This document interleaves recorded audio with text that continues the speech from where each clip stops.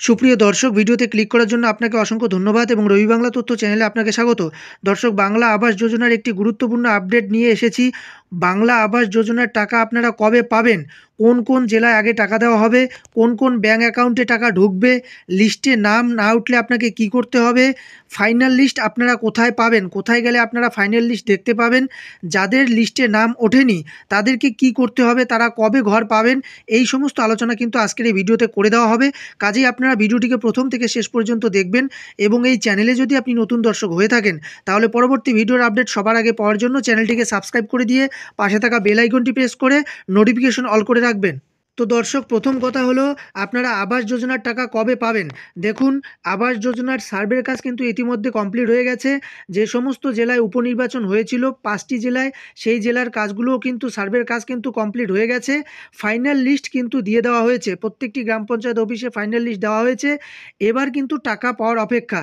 তো দর্শক, প্রথমেই জানাচ্ছি আবাস যোজনার ঘরের টাকা আপনারা কবে পাবেন।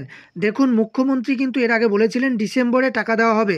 তো ইতিমধ্যেই কিন্তু সব সব জেলাতেই কিন্তু সার্ভের কাজ কমপ্লিট হয়ে গেছে, লিস্টও ঝোলানো হয়ে গেছে। যে 5টি জেলায় উপনির্বাচন হয়েছিল সে জেলাগুলোতে কিন্তু সার্ভের কাজ কমপ্লিট হয়েছে। তো মুখ্যমন্ত্রী যেহেতু বলেছিলেন ডিসেম্বর মাসেই টাকা দেওয়া হবে এবং বিভিন্ন সূত্র মারফত কিন্তু জানা যাচ্ছে 15 তারিখের পর টাকা দেওয়ার একটা আভাস রয়েছে। অর্থাৎ বিভিন্ন সূত্র মারফত এটাও জানা যাচ্ছে আগামী এই ডিসেম্বর মাসের 22-23 তারিখ নাগাদ কিন্তু টাকা অ্যাকাউন্টে দিয়ে দেওয়া হতে পারে। অর্থাৎ 60,000 টাকা, প্রথম কিস্তি যে 60,000 টাকা রয়েছে সেটা কিন্তু আপনারা 22-23 তারিখ অর্থাৎ ডিসেম্বরের 22-23 তারিখ নাগাদ কিন্তু আপনারা প্রথম কিস্তির 60,000 টাকা পেয়ে যাবেন। এবার দ্বিতীয় কথা হলো কোন কোন জেলায় আগে টাকা দেওয়া হবে। দেখুন, এখানে কিন্তু জেলাভিত্তিকভাবে টাকা সেরকম করে দেওয়ার কোনো নিয়ম নেই। যখন টাকা দেওয়া হবে তখন একসঙ্গেই কিন্তু সমস্ত জেলার টাকা রিলিজ করা হবে। এক্ষেত্রে বিভিন্ন কাজের সুবিধার জন্য কিংবা অ্যাকাউন্টের বিষয়ে, বিভিন্ন ব্যাংকের বিষয়ে কিন্তু সেগুলো এরকমটা হতে পারে, কোনো ব্যাংকে টাকা আগে ঢুকলো এবং কোনো ব্যাংকে টাকা পরে ঢুকলো, এরকমটা হতে পারে। কিন্তু জেলাভিত্তিক সেরকম কোনো বিভাজন হবে এরকমটা কিন্তু নয়। অর্থাৎ যখন আবাস যোজনার টাকা দেওয়া হবে তখন কিন্তু একসঙ্গেই প্রায় প্রতিটা জেলার টাকা ঢুকে যাবে। এক্ষেত্রে একটি সমস্যা হতে পারে, সেটা দেখা গেল কোনো এক ব্যাংকে এক জেলার বেশি গ্রাহক রয়েছেন। তো সেক্ষেত্রে ওই জেলার ওই ব্যাংকের যদি প্রথম ওই ব্যাংকে টাকা দেওয়া হয়, ধরুন পাঞ্জাব ন্যাশনাল ব্যাংকে টাকা দেওয়া হচ্ছে, তো পাঞ্জাব ন্যাশনাল ব্যাংকে যে জেলায় গ্রাহক সংখ্যা বেশি রয়েছেন সেই জেলায় কিন্তু টাকাটা আগে ঢুকবে। এজন্য সবাই ভেবে নেবে যে এই জেলায় টাকাটা আগে দেওয়া হলো, এমনটা না, ব্যাংক অনুযায়ী কিন্তু টাকা ঢুকবে।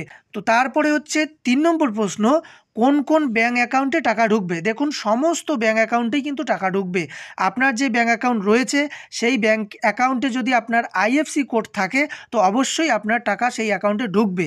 আপনার সেটা হতে পারে স্টেট ব্যাঙ্ক কিংবা পাঞ্জাব ন্যাশনাল ব্যাঙ্ক কিংবা উত্তরবঙ্গ ক্ষেত্রীয় গ্রামীণ ব্যাঙ্ক কিংবা ইউকো ব্যাঙ্ক কিংবা আরও যে ব্যাঙ্কগুলো রয়েছে কানাড়া ব্যাঙ্ক, যাবতীয় ব্যাঙ্ক, সমস্ত ব্যাঙ্কেই কিন্তু টাকা ঢুকবে। আপনার যে ব্যাঙ্কেই অ্যাকাউন্ট থাকুক না কেন সেই ব্যাঙ্কেই আপনার টাকা ঢুকবে। এবার কথা হলো, যে সমস্ত অ্যাকাউন্টে আধার লিঙ্ক করা নেই, অর্থাৎ আপনি বায়োমেট্রিকের সাহায্যে যে টাকা তুলতে যদি না পারেন, অর্থাৎ আপনার আধার লিঙ্ক যদি ব্যাঙ্ক অ্যাকাউন্টের সঙ্গে করানো না থাকে, সেক্ষেত্রে কিন্তু টাকা ঢুকবে, আপনি কিন্তু টাকা তুলতে পারবেন না, টাকা তুলতে আপনার সমস্যা হবে। আর একটা ব্যাপার যেটা রয়েছে, যাদের ব্যাঙ্ক অ্যাকাউন্টের সঙ্গে অন্য ডকুমেন্টসের নামের ভুল রয়েছে, বানানের ভুল রয়েছে, ধরা গেল ব্যাংকের পাসবইয়ে নামের এক বানান রয়েছে, আবার আধার কার্ডে আর এক বানান রয়েছে, তো সেক্ষেত্রে কিন্তু আপনার অ্যাকাউন্ট ক্লোজ হয়ে যাবে, আপনার সেই অ্যাকাউন্টে কিন্তু টাকা ঢুকবে না। তো এগুলো কিন্তু আগে আপনাদের ভালো করে দেখে নিতে হবে, আপনার ব্যাংকের পাসবইয়ের সঙ্গে আপনার আধার কার্ড, ভোটার কার্ডের নামের বানানের মিল আছে কি নেই। যদি ঠিক থাকে তাহলে কোনো চিন্তার বিষয় নেই, আর যদি ভুল থাকে তাহলে সেটা কিন্তু আপনাকে কারেকশন করে নিতে হবে। তো যে সমস্ত অ্যাকাউন্ট ফ্রিজ হয়ে আছে কিংবা ইনঅ্যাক্টিভ হয়ে আছে কিংবা বন্ধ হয়ে আছে, ক্লোজ হয়ে আছে, সেই সমস্ত অ্যাকাউন্ট বাদ দিয়ে বাকি আপনাদের সমস্ত অ্যাকাউন্টেই টাকা ঢুকবে। এর পরের প্রশ্ন হলো আপনারা ফাইনাল লিস্ট কোথায় পাবেন। দেখুন, ফাইনাল লিস্ট কিন্তু অনলাইনে আপনারা পাবেন না, অনলাইনে সেটা দেওয়া হয় নাই।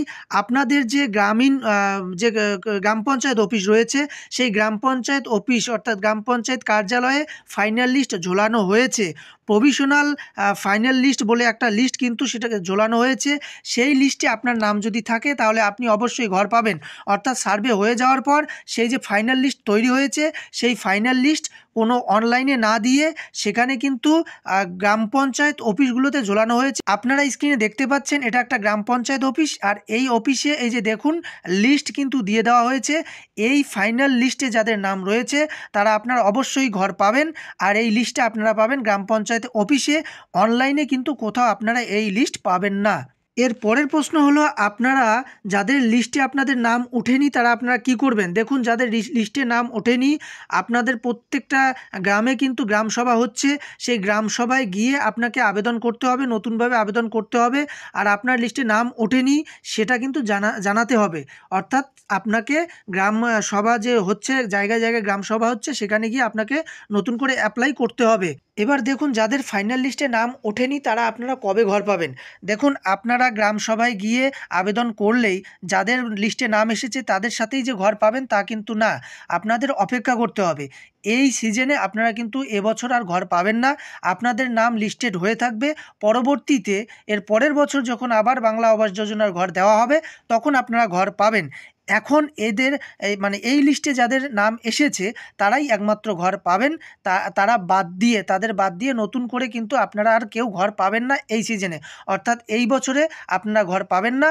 আপনাদের আবেদন করার পর আপনাদের অপেক্ষা করতে হবে, নতুন করে লিস্ট তৈরি হবে, সেই লিস্টে আপনাদের নাম আসবে, আপনাদের সার্ভে হবে, তারপরে আপনারা নতুন করে ঘর পাবেন। তো দর্শক, আজকের এই ভিডিওতে এতটুকুই জানানোর ছিল। ভিডিওটি ভালো লাগলে একটি লাইক করে দেবেন, এবং এই চ্যানেলে যদি আপনি নতুন দর্শক হয়ে থাকেন তাহলে পরবর্তী ভিডিওর আপডেট সবার আগে পাওয়ার জন্য চ্যানেলটিকে সাবস্ক্রাইব করে দিয়ে পাশে থাকা বেল আইকনটি প্রেস করে নোটিফিকেশন অল করে রাখবেন। ভিডিওটি এ পর্যন্ত, দেখা হচ্ছে পরের ভিডিওতে। ততক্ষণে আপনারা ভালো থাকুন, সুস্থ থাকুন, ধন্যবাদ।